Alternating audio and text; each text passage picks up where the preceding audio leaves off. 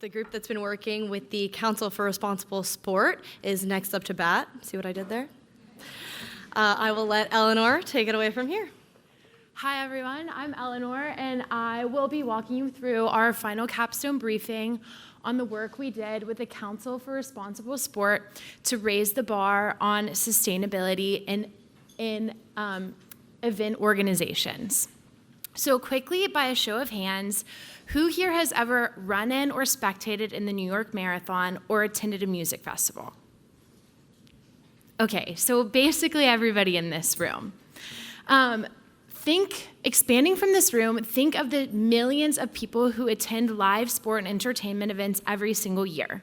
Each one of them represents some sort of social or climate outcome, but they also represent the potential to drive positive sustainability change. Having rooted you in the opportunity of our project, I will walk you through the background of our client, our goals in this project, and how we approached those goals and delivered them back to the client. By way of introduction, the Council for Responsible Sport is a nonprofit organization focused on encouraging and verifying sustainability at the event and event organizer level. They launched their event certification in 2007 and have since certified over 250 events, including the NCAA Final Four, the MLB All-Star Game, and the Chicago Marathon.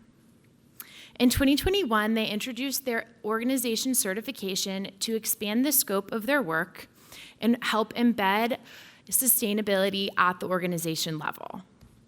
Our work focuses on that organization certification, and to get us all to the same starting line, I'm going to walk us through that framework. It covers 5 different pillars, which encompass the key focus areas for any event organizer working towards sustainability. Each of those pillars are supported by a number of criteria outlining the key activities or policies that the organization should take to reach their sustainability goals. As they achieve those activities or policies, they accumulate points that help them work towards gaining the certification.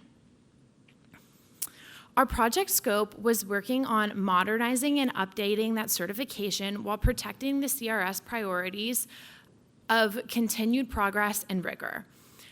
We aligned across 4 key areas of content, scoring, scaling, and evidence to align with best practices, focus on real-world impact, lower barriers of entry to broaden the base of clients that CRS can serve, and provide clear guidance for organizations and auditors.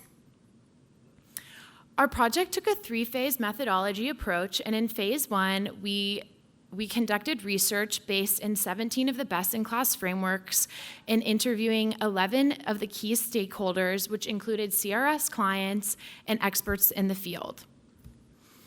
We consolidated our findings from that research and assessed how the current state of the organization certification and where it needed to change.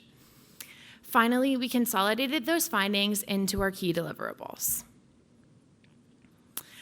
We then focused on our 4 opportunity areas, focusing on how the content of the certification helps demonstrate total impact of the organization, how the scoring helps align points with real-world priorities and impacts, how the scaling lowers the barriers of entry for small and medium enterprises and increases accessibility and comparability across the industry, and how changes to the evidence and clarification there enables a more efficient and consistent verification process. This helps set CRS up to be a leader within its field. Guiding our process was a materiality assessment, and to quickly define what that meant for us, we approached material topics as the areas that were most impactful in a real-world environment, but also most important to the stakeholders that we spoke to and CRS itself. We identified 15 of these material topics that touch on the ways that events and event organizers interact with ecosystems and communities. We then determined where these material topics were either over or undervalued in the current certification framework. To give a bit more context there, I'll focus in quickly on the example of waste management. Just this past weekend, I went to watch a friend run in the Brooklyn Marathon, and as we were leaving Prospect Park, we noted the crumpled drinking cups, the discarded layers, and the left-behind support signs that were scattered throughout Prospect Park. This underscores how waste management is an important and visible aspect of event sustainability. But within this certification, it represented 18% of the criteria and 17% of the total points, which was overvalued based on the research that we did and taking away from the other key areas that organizations should address. To help address this, we worked on updating the scoring weightings, and here you can see how things changed from the original to the update with the number of criteria along the bottom and the potential points along the vertical. You can see that key areas like GHG emissions, waste management, and procurement are still very valuable, but it created room for more points in areas like biodiversity, climate change risk, and human capital management. To provide a bit more color here, I'll take us back to the waste management example. That 18% of total criteria was brought down to 6, and 17% of the total points were brought down to 9, which aligned with stakeholder feedback and our research. And it also allows, this reweighting of waste management does not mean that it's not important, but it allows for organizations to focus more on initiatives like in improving biodiversity in the green spaces along a marathon route, or ensuring human rights protections for the individuals that work at all MLB stadiums. In addition to updating the scoring, we worked on revising the scope and the content of the certification, ensuring that it encapsulated the sustainability goals at the organization level and for all of the events that the organization puts on. We also worked to merge duplicative and repetitive criteria to simplify and make the assessment more efficient, and we added new criteria to expand on the material topics and ensure that all gaps were covered. An example of this comes from the procurement pillar of the certification, where 2 different criteria were focused on the responsible and sustainable procurement of material goods. We combined the 2 of these together to encourage organizations to develop a material procurement and purchasing policy and embed sustainability in their operations and processes.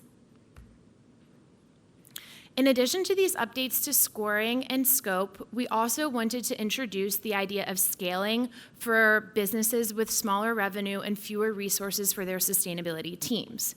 This helps lower the barrier to entry, as those teams can still work towards achieving sustainability goals, but it maintains the rigorous expectations as they're required to meet the same mandatory criteria. This helps ensure progressive action as sustainability initiatives can grow with the business's revenue. Finally, we wanted to enhance the templates and guidance that are part of the certification process, as many of the stakeholders we spoke to indicated that this was the area they were most struggling with. We want to make sure that that organizations can focus on driving sustainable outcomes and not have to focus in on ensuring that they are experts of Excel or data collection.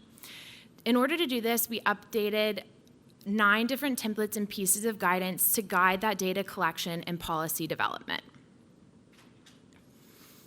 Finally, to ensure that CRS could enact each of the changes that we recommended, we provided them with an implementation roadmap.